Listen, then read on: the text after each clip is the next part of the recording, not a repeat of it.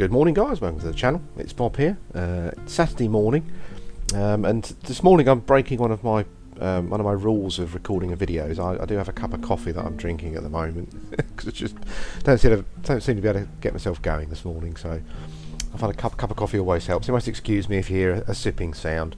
Now today we're going to resurrect our following in the footsteps of the Fellowship, Lord of the Rings Online sort of videos, if you like.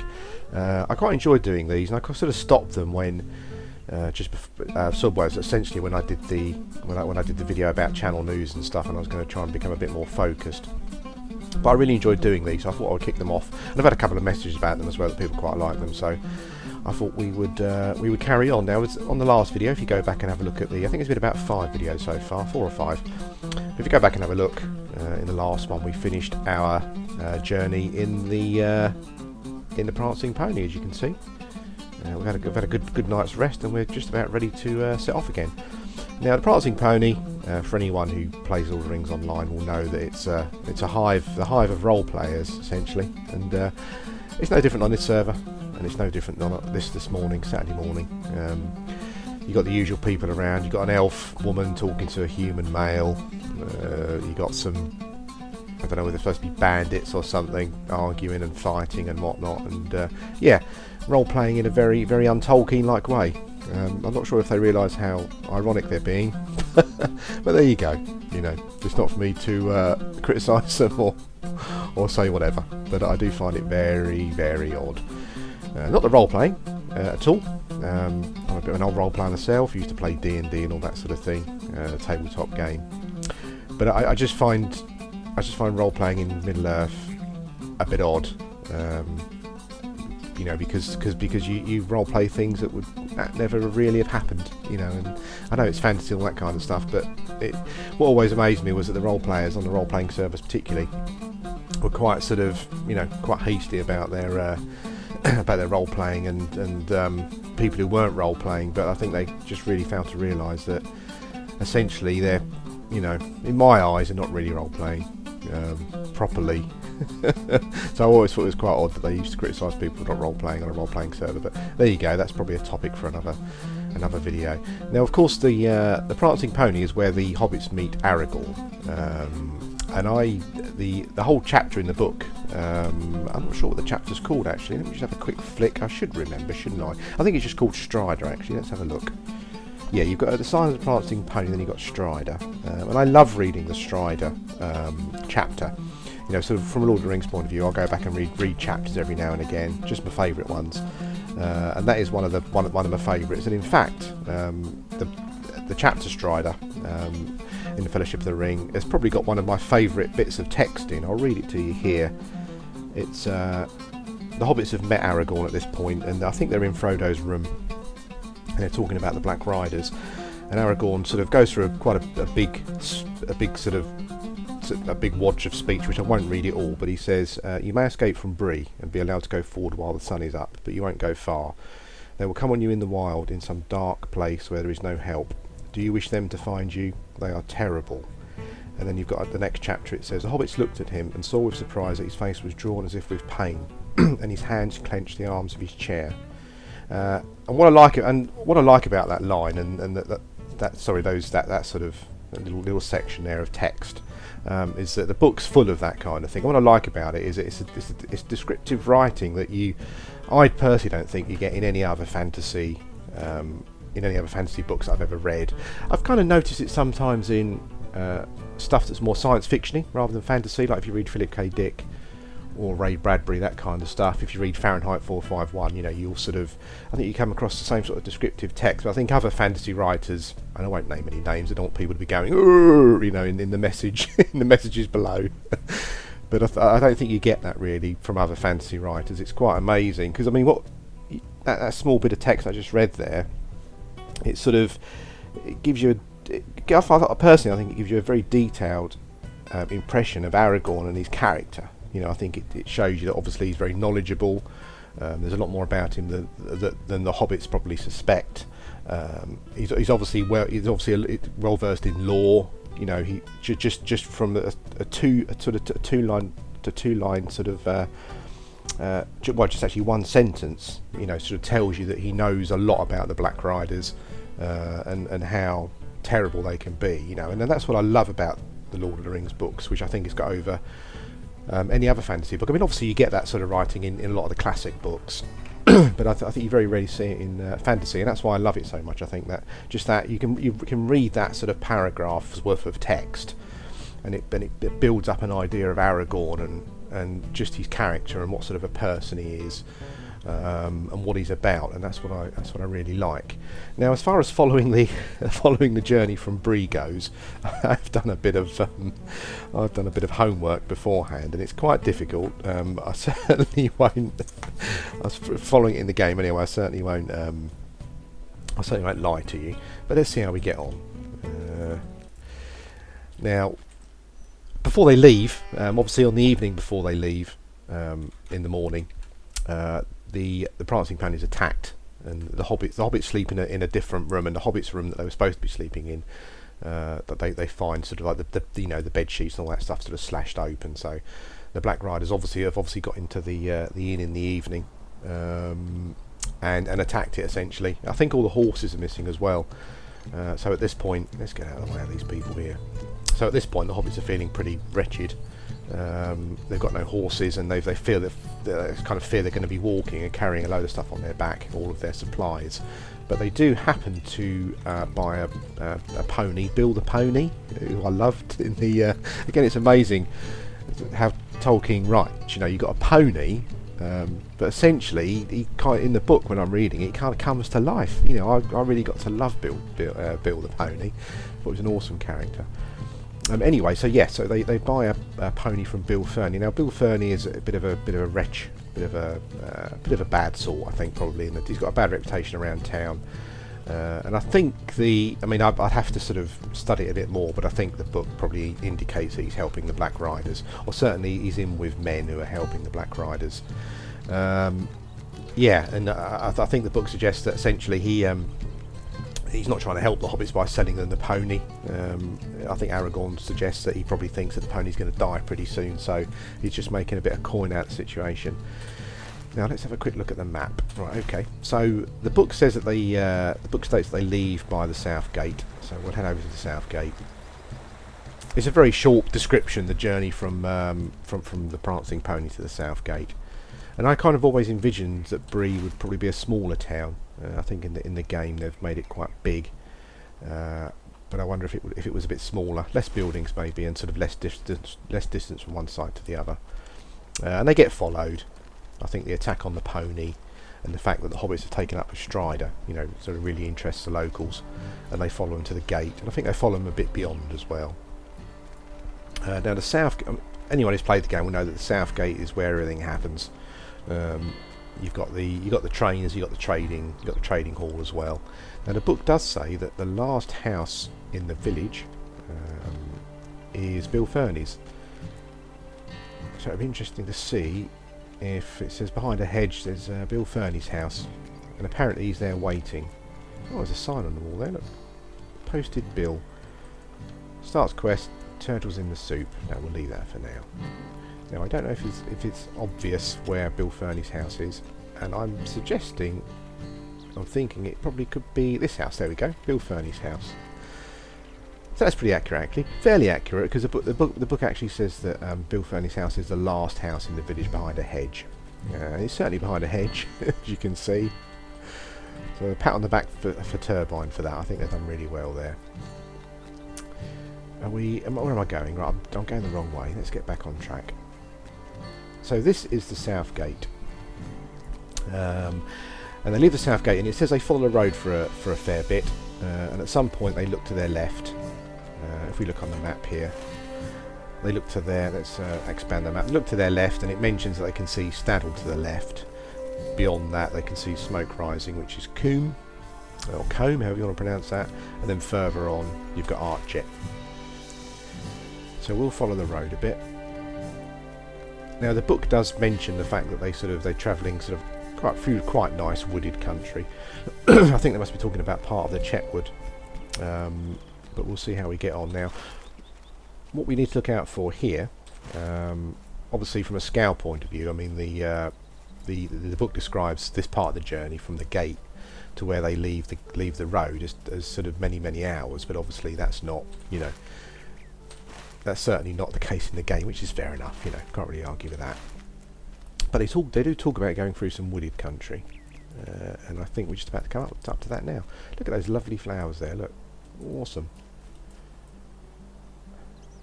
As I mentioned in my last Let's Play Lord of the Rings Online video with Percy the Minstrel, this is why I love these games, just coming across something that looks great, you know. I think if I could have chosen a job to do, I mean I did work in the games industry many years ago, but if I could have chosen a job to do it, we would be working probably now on something like Lord of the Rings Online, you know, creating recreating these great environments.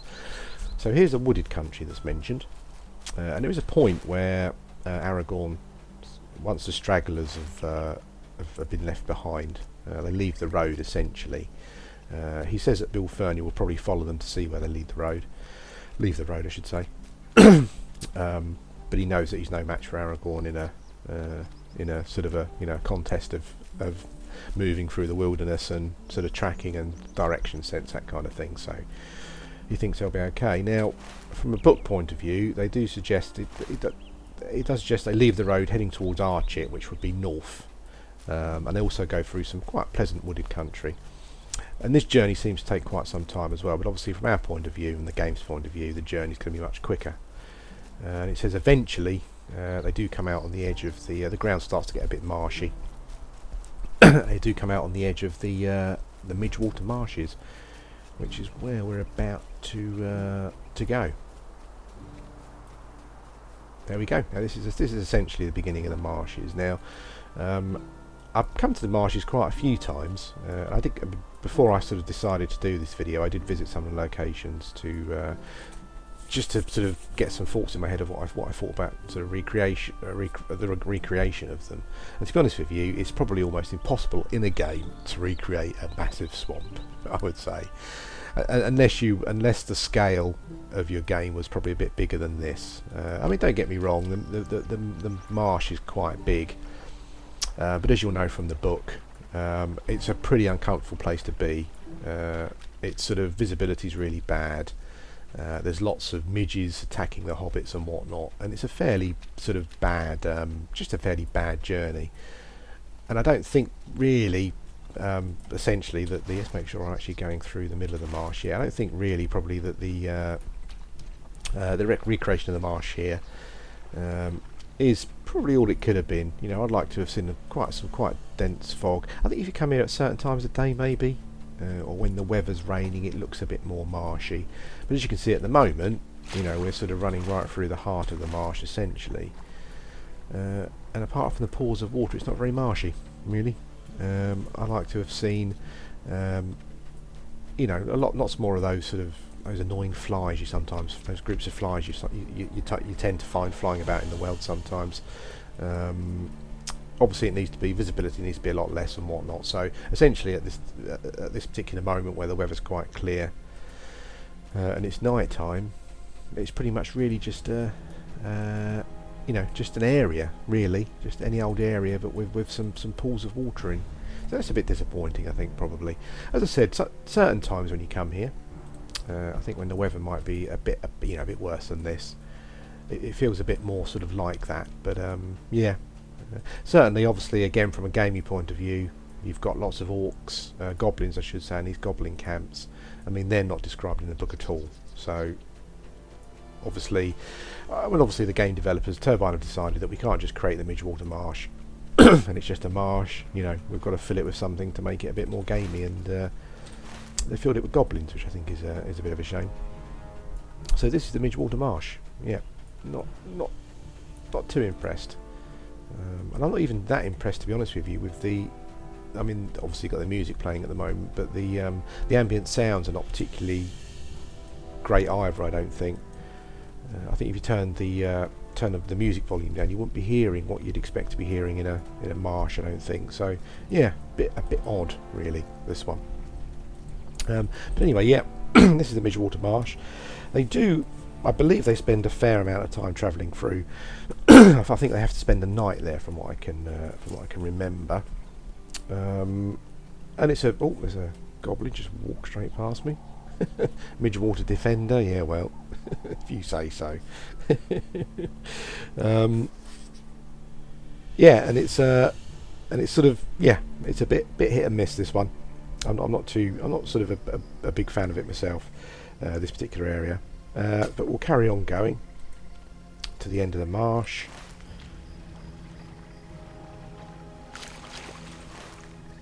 Goblin Hole ruins. Okay.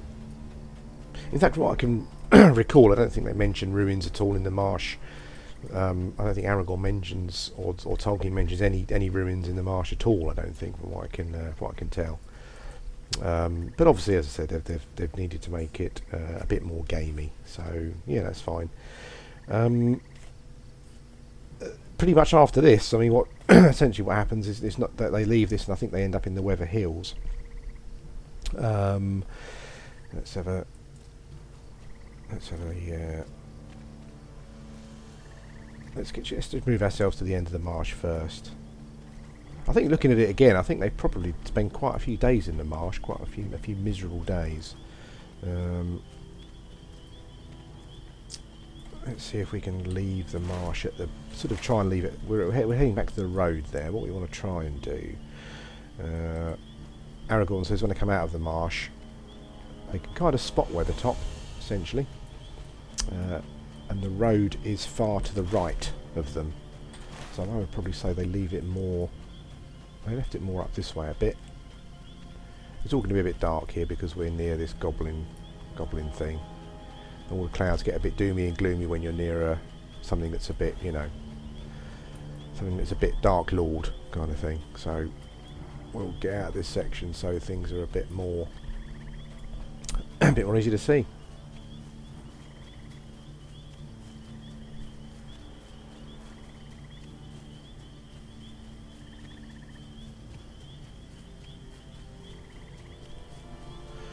Now I'm hoping when we get to the top of this hill here, we will have a bit of a better view and we'll be able to see Weathertop.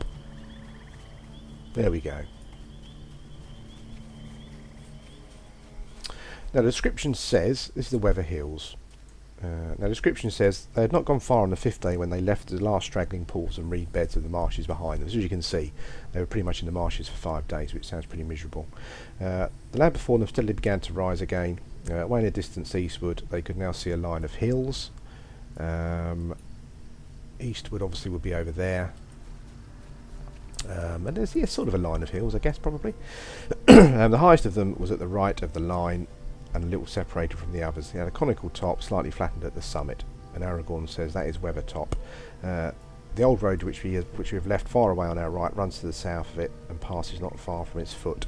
So if we look at the map, we can see that there's Weathertop over there, and the road is very much to the right. And it does run to the south of the south of Weathertop. You've got the Forsaken Inn here, which is populated. I mean, there's no mention of that in the book at all. So yeah, so that's another sort of gamey thing, I think, probably. Anyway, let's carry on to Weathertop. And I think from here, essentially, they end up travelling straight towards Weathertop.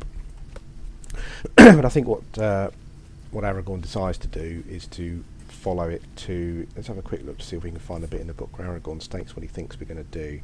He says, I think the best thing is to go as straight eastward from here as we can to make for the line of hills, not for Weathertop. There we can strike a path I know that runs at their feet. It will bring us to Weathertop from the north and less openly. Okay, so if we look at the map, Aragorn's plan is to head for the hills and he's going to come around and approach Weathertop from the north. So we'll do that.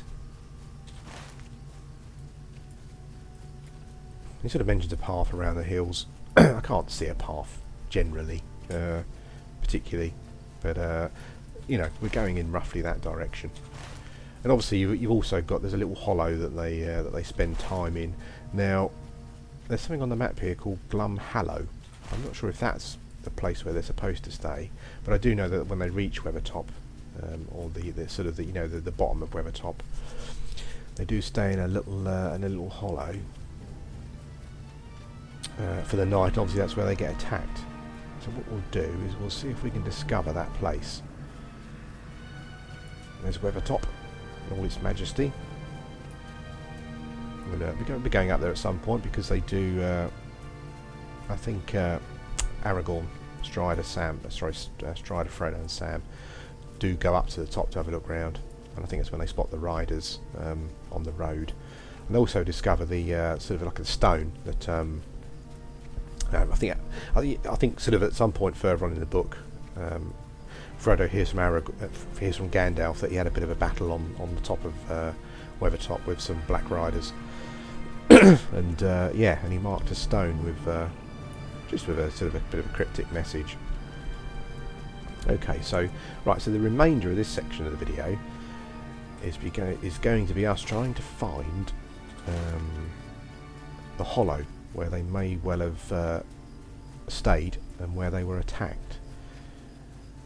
Now Glum Hollow, or Hallow, is actually this place up here, which again is a little orc camp by the looks of things. So we'll pass that by. We won't bother giving any orcs a whack as we do, although it's quite tempting. There's a foul arrow white hand there. Quite like the model, pretty cool. Obviously oblivious to my presence. Okay, so let's carry on going.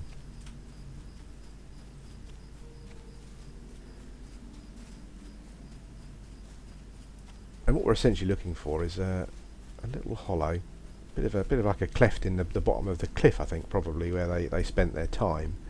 There's a path there leading up a bit to the top. There's also a path here.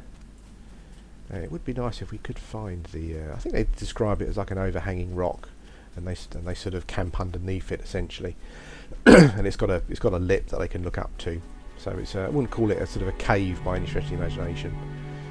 But certainly, it sort of keeps them from prying eyes. Essentially, it's not too open. I think they do also mention that there is wood there. I think Aragorn states that people have been there recently, possibly rangers. But we appear to be going up the side of Weathertop now, so I'm not quite sure if we're going to find that particular bit. Indeed, yes, we are. We are starting to go up Weathertop. So I'm not sure if we're going to find the place where Frodo gets. Let's have a look. Actually, I think what they do. I think actually what they do is I think they go up to. They find the hollow, and I think before it gets dark, maybe they go up. I haven't sort of read that far. I need to study a bit more. Maybe we'll do that for the next video. But I think what they possibly do is find the hollow, and then I think Aragorn, Frodo, and Sam go up to the top to have a look round in the day, and they do see the riders on the road. And I think they come back, and he can't think of any other place to go other than the hollow. Got some crows or rooks there, or Crebain, or whatever it is they call them in the game. Yeah, so I think he can't think of anywhere else to go. It's a safer place they can reach sort of in the night, so they decide to stay where they are, and that's where I believe that's where Frodo gets attacked. Where they get attacked essentially. And right, we're actually doing a complete circumference of Weathertop, so we'll go back. Okay, guys, well, we've reached Weathertop. We haven't found the hollow, or the little hiding place where they spend the evening. But what I'll do is I'll try and find that for the next video. And essentially then what we'll do is we'll go up and have a look at the top of Weathertop. Obviously we should be able to see the road there, no problems, where the Fellowship spots the Black Riders. Yeah, we can take it from there. Anyway, guys, thanks for watching. I'm going to spend a little bit more time just trying to see if I can spot this hollow. And hopefully when you come back to the next video, that's where we'll be. Anyway, guys, thanks for watching. This has been following in the footsteps of the Fellowship. Hope you've enjoyed it, and I'll speak to you again soon.